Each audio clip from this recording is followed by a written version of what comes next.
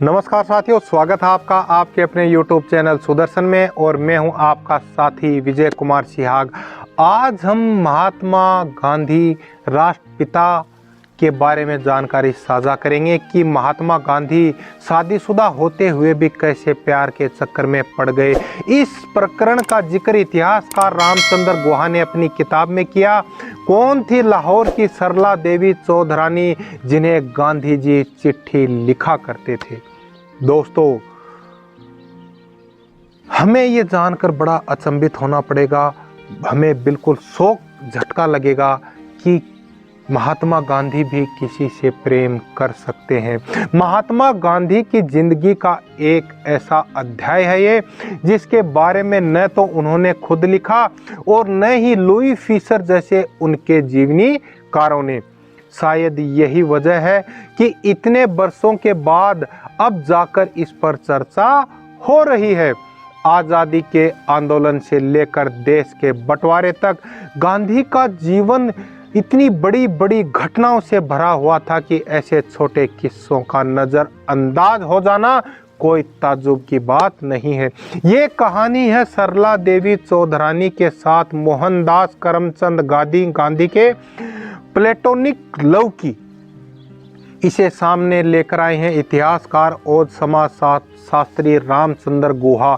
उन्होंने कुछ साल पहले आई अपनी किताब Gandhi the year that changed the world 1914 to 1948 में लिखा है। यह किताब गांधी जी के दक्षिण अफ्रीका से लौटने से लेकर उनकी हत्या तक के दौर पर रोशनी डालती है। राजनीतिक घटनाक्रमों के साथ गांधी जी की निजी जिंदगी को भी गुहा ने बेहिचक सामने रखा है। चाहे वह ब्रह्मचार्य साधना के लिए अपनी पोती मनु के साथ निर्वस्त्र सोने का मामला हो या फिर सरला देवी चौधराइन से उनके गहरे लगाव का। कौन थी सरला देवी चौधराइन? दोस्तों, वह बंगाल के मशहूर टैगोर खानदान से ताल्लुक रखती थी। राष्ट्रगान के रचयिता रविंद्रनाथ टैगोर की बहन थी।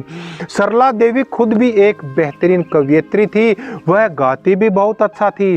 कम उम्र में ही उन्हें राष्ट्रवादी कार्यक्रमों में गाने के लिए बुलाया जाता था।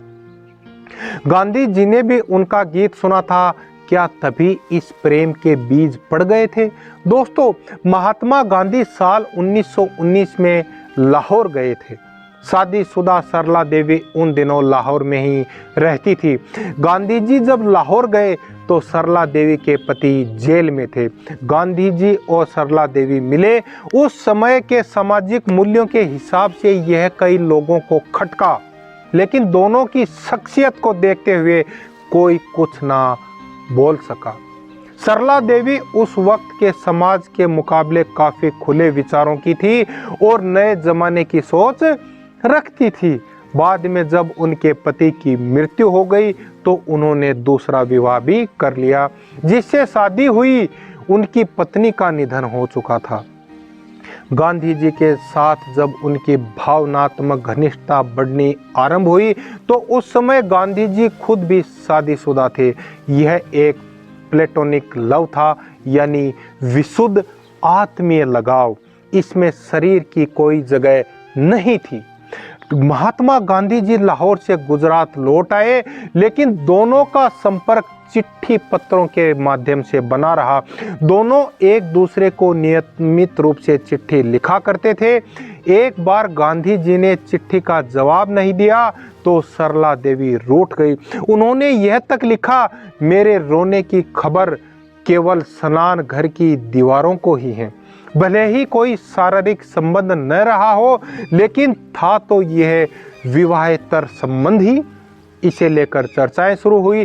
चक्रवर्ती राजगोपालाचारी ने गांधी जी से साफ कह दिया कि या तो इस रोमानियत को चुन ले या फिर भारत की आज़ादी को।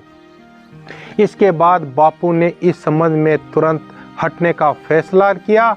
आखिर आज़ादी का व्रत उन्होंने ले रखा था। क्या यह प्रसंग बापू की शख्सियत को छोटा बनाता है? बिल्कुल नहीं। क्यों? आखिर वह भी हाड़ मांस के एक इंसान थे। गांधी जी के जीवन में गोपन कुछ नहीं था। उन्होंने जो किया उस पर कभी पर्दा डालने की कोशिश नहीं की। गांधी जी का जीवन बताता है कि कैसे हमारी आपकी तरह एक मामूली आदमी इस ऊंचाई तक पहुंच सकता है।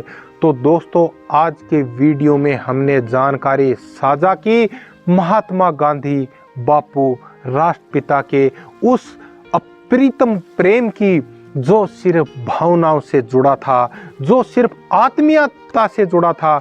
उसके अंदर शरीर या संबंध जैसा कुछ भी नहीं था। तो ऐसे थे हमारे महात्मा गांधी, राष्ट्रपिता या बापू। उनका ये निस्वार्थ प्रेम सदैव भारत याद रखेगा। तो आज के वीडियो में हमने जानकारी साझा की महात्मा गांधी के अतुलनीय प्रेम की। तो दोस्तों, यदि आपको वीडियो पसंद आया हो तो वीडियो को लाइक करें, शेयर करें, चैनल को सब्सक्राइब करें। जय हिंद, जय मां भारती।